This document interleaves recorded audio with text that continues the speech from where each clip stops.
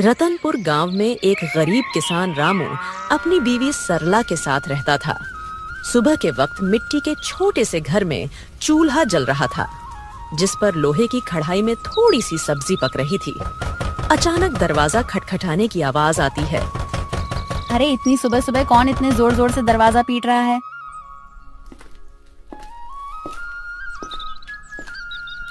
दरवाजा खोलते ही सेठ हरीलाल गुस्से में लाल पीला खड़ा था, जो कि बहुत लालची और चालबाज है। वह हर किसी से 2 गुना ब्याज वसूलता था। रामू, बहुत हो गया तेरा नाटक। मेरे पैसे कहाँ हैं? सेठ जी, कल ही तो मैंने आपको पूरी रकम दे दी थी और पूरा हिसाब पक्का कर दिया था, और मैंने आपके पुराने पैसे भी कब के लौटा दिए हैं। देर की वजह से तेरा ब्याज बढ़ गया है। अब वो उधार तुझे 5 गुना ब्याज के साथ लौटाना होगा।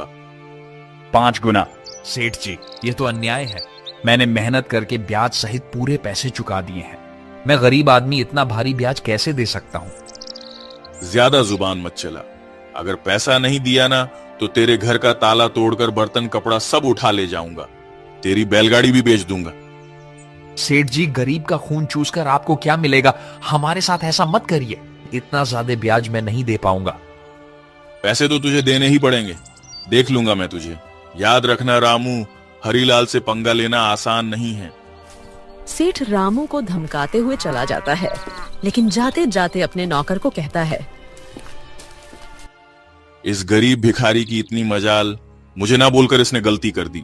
इसे तो सबक सिखाना पड़ेगा ताकि गांव में बाकी गरीब भी डर में रहे। आप बताइए, ये जिंदगी कब बदलेगी? रोज रोज 2 वक्त की रोटी के लिए जूझना पड़ता है। कभी मन करता है घर की टूटी छत ठीक करवा दूं, तो कभी सोचती हूँ कि हमारे पास भी अच्छे कपड़े हों, लेकिन लगता है किस्मत ने हमें बस तंगी ही दी है। मुझे पता है तुम्हें तकलीफ है, पर मैं क्या करूं? खेत छोटे हैं, बारिश वक्त पर नहीं होती, ऊपर से कर्ज का बोझ भी सर पर है। मैं दिन रात मेहनत करूं, तब हमारे हिस्से में यही नमक रोटी आती है। मेहनत?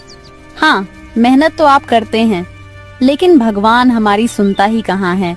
लगता है जैसे भाग्य ने हमें इस गरीबी में ही सड़ने के लिए भेजा है। सरला ने आह भरी, पर चुपचाप सब्जी पकाने लगी। कमरे में सन्नाटा था। रामू ने मन ही मन ठान लिया, आज खेत में चाहे जान निकल जाए, पर घर लौटकर कुछ ऐसा लाऊंगा जिससे सरला के चेहरे पर मुस्कान आ जाए। रामू को नहीं पता था कि आज का दिन उसकी जिंदगी की सबसे बड़ी कहानी की शुरुआत करने वाला है। सुबह के वक्त रामू खेत जाने के लिए घर से निकल रहा है। सुबह की हल्की हल्की धूप खेतों पर पड़ रही थी। सरला के मन में आज कुछ हलचल सी चल रही थी।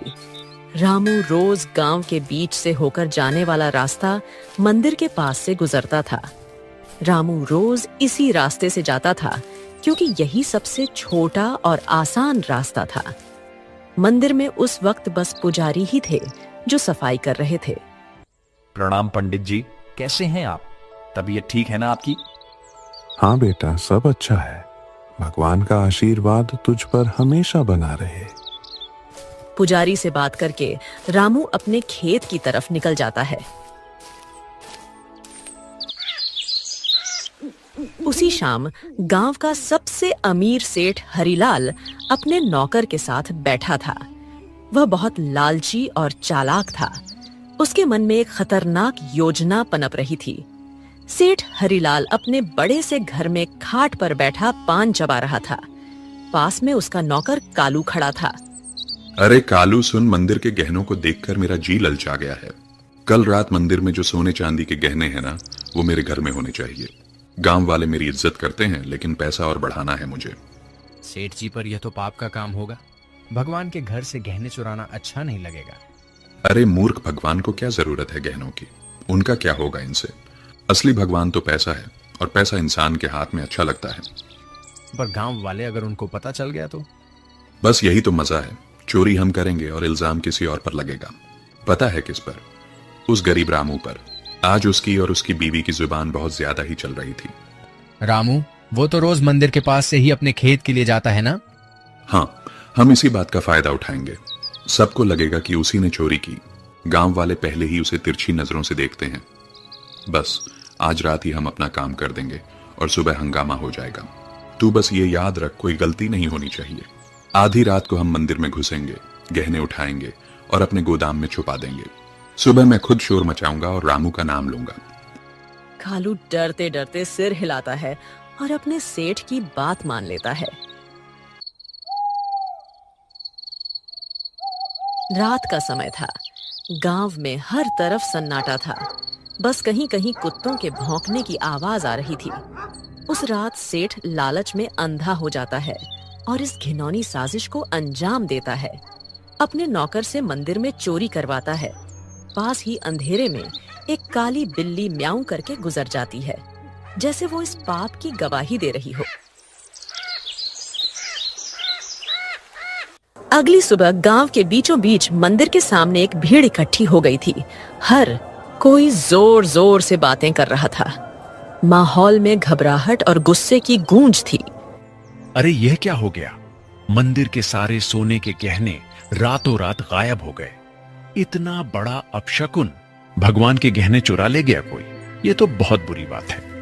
इसी बीच रामू रोज की तरह खेत की तरफ जाने के लिए उसी रास्ते से गुजर रहा था। भीड़ देखकर वो रुक गया और पास आ गया। अरे क्या हो गया भाई लोग, इतनी सुबह सुबह ये भीड़ किस बात की है? अरे रामू, तूने सुना नहीं मंदिर में चोरी हो गई। भगवान के सारे गहने कोई उठा ले गया। रामू यह सुनकर चौंक जाता है। भीड़ में खड़ा सेठ, जो असल में चोरी किया था, वह बहुत मासूम बन रहा था। पंडित जी आप बताइए, कल रात तक तो गहने मंदिर में थे, फिर अचानक कौन ले गया? आप बताइए पंडित जी, क्या आपने मंदिर के आसपास किसी को आते जाते देखा है? आपको किसी पर शक है क्या? अरे मैंने देखा है रामू, रोज मंदिर के रास्ते से आना जाना करता है। सेठ जी, कल तक तो सब कुछ ठीक ठाक था। मंदिर के पास से तो कई लोग गुजरते हैं, लेकिन रोज सुबह सुबह खेत की तरफ जाने के लिए रामू इधर से निकलता है। मगर रामू ऐसा काम करेगा मुझे नहीं लगता। अरे पंडित जी, जमाना खराब है, आदमी की नीयत कब बदल जाए क्या पता। और वैसे भी जिसने किया है वो मुंह से कभी मानेगा नहीं। मैंने अपनी आंखों से देखा है।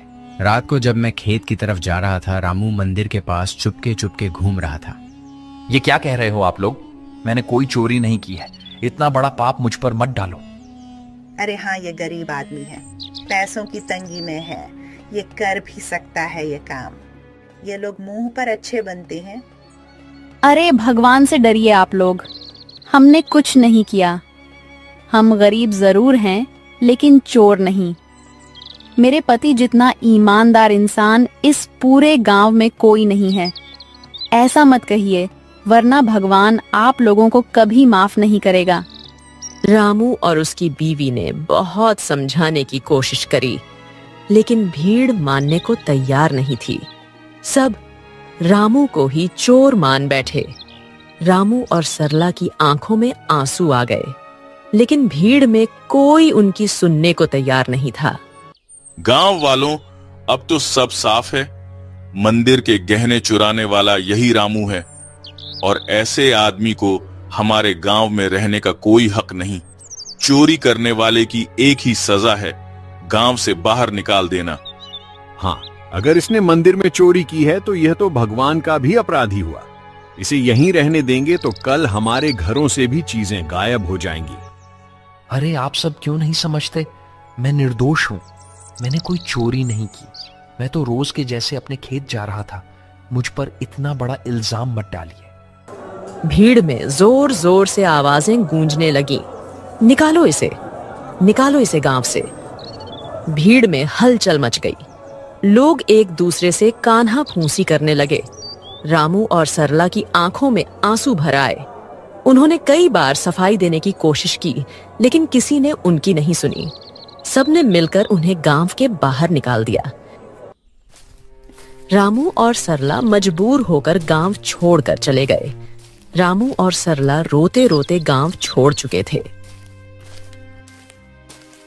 गांव के बाहर एक सुनसान जगह पर टूटी फूटी झाड़ियों और कंटीली झाड़ियों के बीच एक पुरानी पड़ी झोपड़ी मिली। मजबूरी में वहीं उनका नया घर बन गया। सुनिए जी, यह जगह कितनी सुनसान है। न पास में कोई इंसान, यहाँ आसपास की झोपड़ियों में कोई रहता भी नहीं है। न खाने को कुछ है। अब हम क्या करेंगे? क्या करें सरला? जब अपना गांव ही हमें ठुकरा दे तो कहीं और सहारा ढूंढना पड़ता है। यही हमारी तकदीर है। मैं तो ये सोच रहा हूं, आखिर चोरी की किसने है और इल्जाम मुझ पर डाल दिया गया। मैं असली चोर का पता लगाकर रहूंगा। दिन ढल गया। सरला रोते रोते सो गई। रामू सारी रात परेशान बैठा रहा।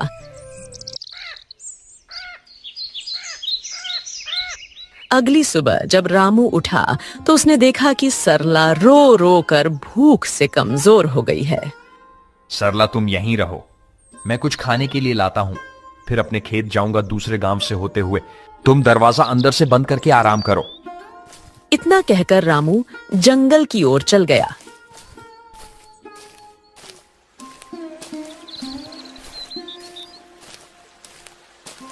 रामू ने सरला को कुछ फल और आसपास की नदी से पानी लाकर दिया। रामू दूसरे गांव से होते हुए अपने खेत जाने के लिए निकल गया। अचानक घने जंगल में सामने से एक साधु बाबा प्रकट होते हैं। उनकी लंबी दाढ़ी और वस्त्र उन्हें अलग ही आभा दे रहे थे। रामू उनके पास गया। बेटा, तू कौन है? तेरे चेहरे पर चिंता की रेखाएं साफ दिख रही हैं। बाबा, मैं इस गांव का ही रहने वाला हूं, पर अब गांव वालों ने मुझे निकाल दिया है। सब लोग मुझ पर चोरी का झूठा इल्जाम लगा रहे हैं। मैंने कोई चोरी नहीं की। रामू रोते रोते साधु बाबा को पूरी कहानी बताता है। सेठ का कर्ज, गांव वालों का इल्जाम और मंदिर से चोरी की घटना। बेटा, तेरी आंखों में छल नहीं है। तू सच्चा और साफ दिल का इंसान है। तेरी पीड़ा मैं समझ सकता हूं। ये दुनिया अक्सर गरीब पर झूठा इल्जाम लगा देती है, पर चिंता मत कर, भगवान न्याय करते हैं। असली चोर जल्द ही सामने आएगा। यह मेरा आशीर्वाद है। पर बाबा, कैसे? सब मुझे ही दोषी मान रहे हैं। गांव छोड़कर मैं और मेरी पत्नी यहां भूखे प्यासे पड़े हैं। कोई मेरी बात मानने को तैयार नहीं है। मैं कैसे साबित करूं कि मैं निर्दोष हूं? इस जंगल में एक श्रापित जानवर रहता है। उसने अपनी आंखों से असली चोर को देखा है। वही तुझे सच तक पहुंचने में मदद करेगा। पर ध्यान रहे, उस जानवर को ढूंढना आसान नहीं है। उसके पास जाना होगा, उसका विश्वास जीतना होगा, तभी वह तेरी मदद करेगा। श्रापित जानवर बाबा, वह कौन है? मैं उसे कैसे ढूंढूं? यहां जंगल में तो बहुत से जानवर हैं। वह एक श्रापित काली बिल्ली है। सच यह है कि उसकी आंखों ने वह दृश्य देखा है जो किसी और ने नहीं देखा। जा बेटा, उस जानवर को ढूंढ और उससे मदद मांग। वो बिल्ली तेरी जिंदगी बदल देगी। भगवान तेरा साथ देंगे। जा बेटा, सत्य की शक्ति तेरे साथ है। साधु बाबा रामू को आशीर्वाद देकर अचानक गायब हो गए। रामू समझ गया था कि यह भगवान की लीला है। रामू तुरंत ही बाबा के बताए अनुसार उस बिल्ली को ढूंढने के लिए निकल गया। जंगल का सन्नाटा, पत्तों की सरसराहट। रामू थका हारा, भूखा प्यासा, उम्मीद के सहारे इधर उधर भटक रहा था। उसने पूरा जंगल छान मारा, पर उसे वो काली बिल्ली कहीं नहीं मिली। दिन ढलने को आया। रामू अब निराश होकर अपनी झोपड़ी की तरफ जा रहा था। अचानक तभी उसकी नजर एक काली बिल्ली पर पड़ी। बिल्ली की चमकती आंखें दो अंगारों जैसी दिखाई दे रही थीं। ओ बिल्ली रानी, क्या तुम वही हो जिसके बारे में साधु बाबा ने कहा था? क्या तुमने उस रात देखा था? असली चोर कौन है? माँ, बिल्ली, क्या तुम मेरी मदद करोगी? मुझ पर झूठा इल्जाम लगाकर गांव से निकाल दिया गया है। क्या तुम सच जानती हो? मुझे बता दो, असली चोर कौन है? बिल्ली उसकी आंखों में देखती है। रामू का साफ दिल और अच्छी नीयत देखकर जैसे उसे सब समझ आ गया हो।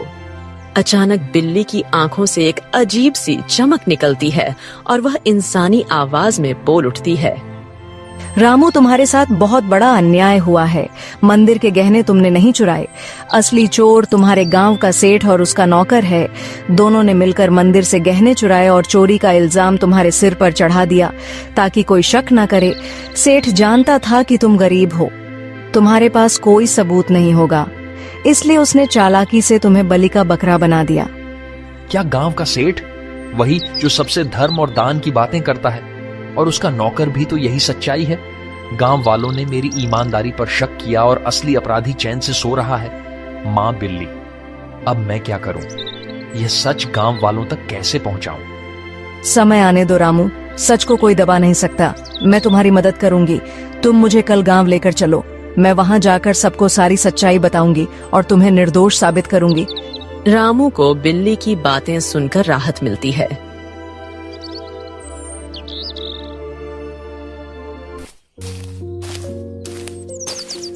वह घर जाकर सरला को पूरी बात बताता है।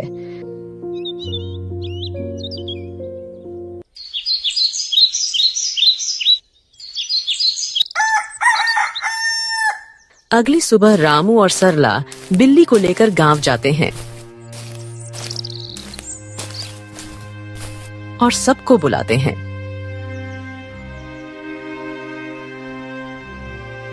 गांव वालों, आप सबने मुझे चोर बोलकर गांव से निकाल दिया था, पर असली चोर अभी भी गांव में ही बैठा है।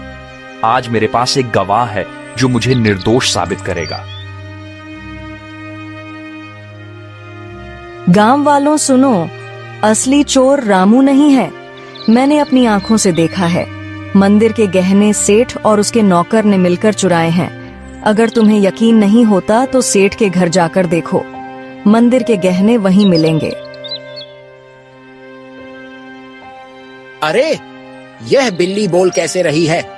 चलो हम जाकर देखते हैं सेठ के घर गहने हैं या नहीं।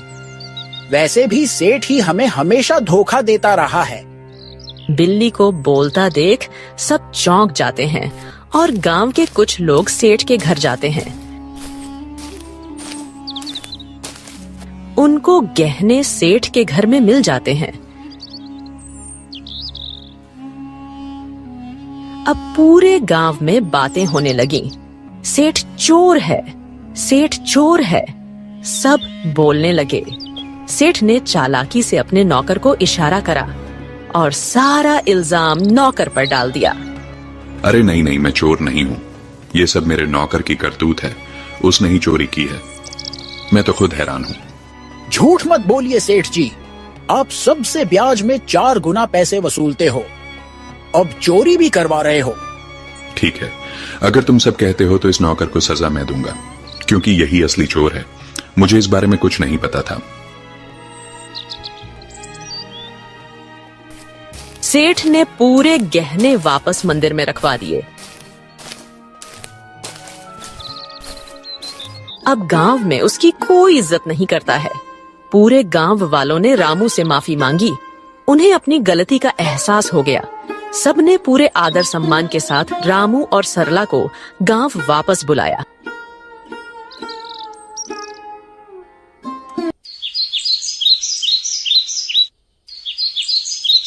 रामू और उसकी पत्नी सरला अब वापस अपने घर आ गए थे।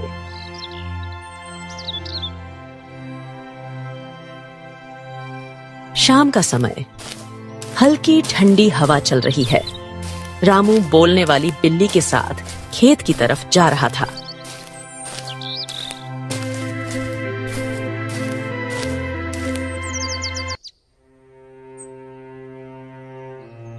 मां बिल्ली, आज अगर तुम ना होती तो मेरी जिंदगी बर्बाद हो जाती।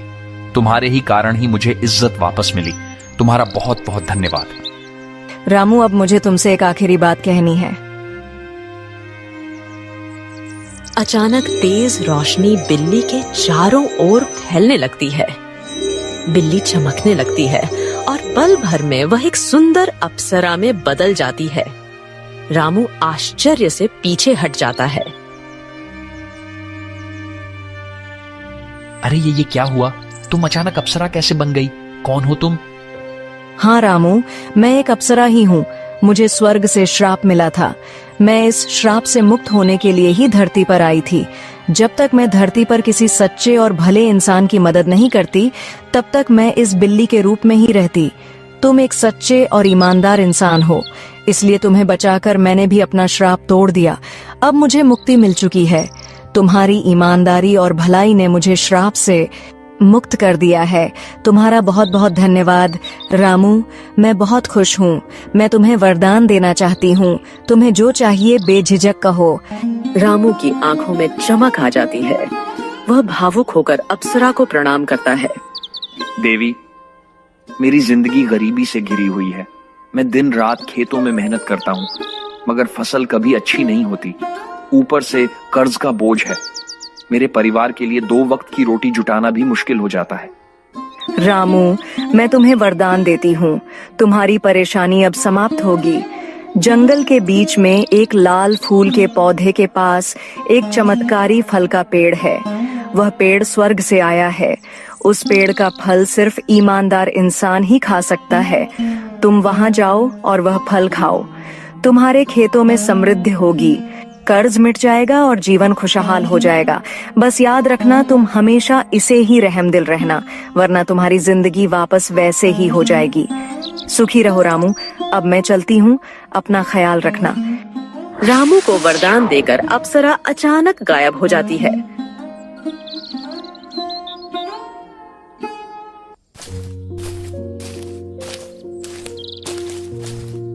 रामू जंगल में चारों तरफ उस चमत्कारी पेड़ को ढूंढता है।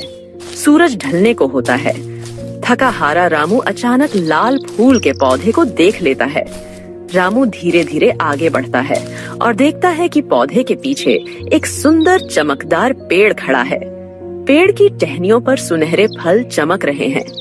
रामू श्रद्धा से पेड़ के पास जाता है। पेड़ देवता, मुझे अप्सरा ने आपके पास भेजा है। मैं गरीब किसान रामू हूँ। क्या मैं आपके फल खा सकता हूँ? अचानक पेड़ से आवाज आई। रामू, मुझे सब पता है। तुम सच्चे और भले इंसान हो, इसीलिए अप्सरा ने तुम्हें यहाँ तक पहुंचाया है। तुम मेरा एक फल खा लो। तुम्हारी सारी परेशानियां मिट जाएंगी और तुम्हारा जीवन खुशहाल हो जाएगा।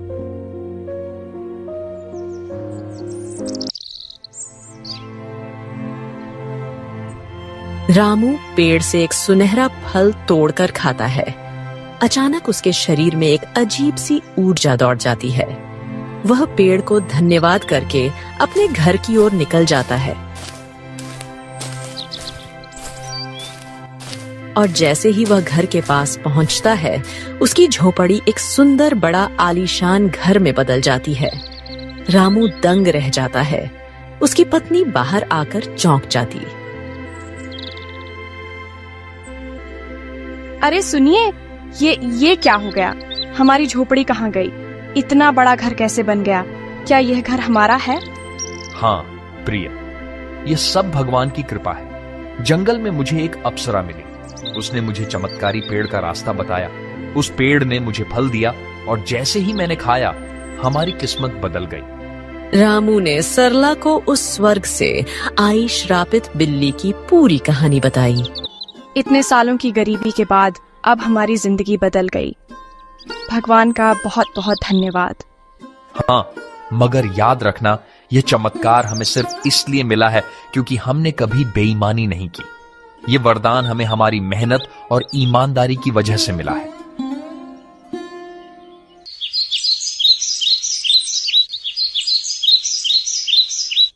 अब रामू और सरला अपने नए घर में खुशी से रहने लगे। पर रामू अब भी साधारण कपड़ों में ही रहता था। उसके अंदर जरा सा भी घमंड नहीं आया। उसने हमेशा उस अप्सरा की बात याद रखी। अब रामू गांव में सबकी मदद करने लगा।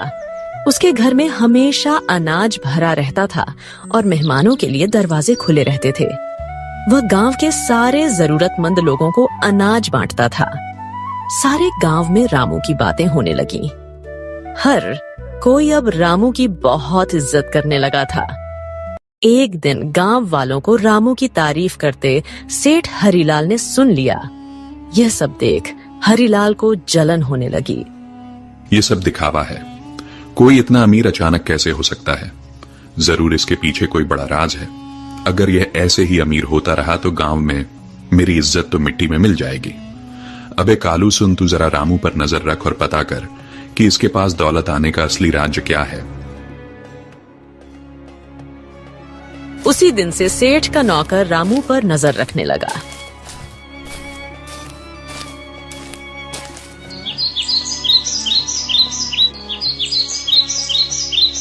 एक दिन सेठ का नौकर रामू का पीछा कर रहा था। उसने देखा कि रामू जंगल में जाकर उस चमत्कारी पेड़ से बात कर रहा है। कालू चुपके चुपके रामू की सारी बातें सुन रहा था।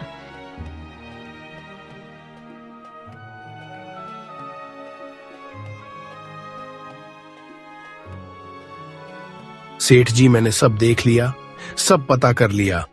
रामू उस जंगल के बीच वाले पेड़ से बात कर रहा था। उसने उस पेड़ का फल खाया है जिसकी वजह से उसकी गरीबी दूर हुई और वह अमीर बन गया। क्या सच में? तो चल अभी उसी पेड़ के पास चलते हैं। अगर रामू अमीर हो सकता है तो मैं क्यों नहीं? मैं तो उससे भी बड़ा अमीर बनूंगा।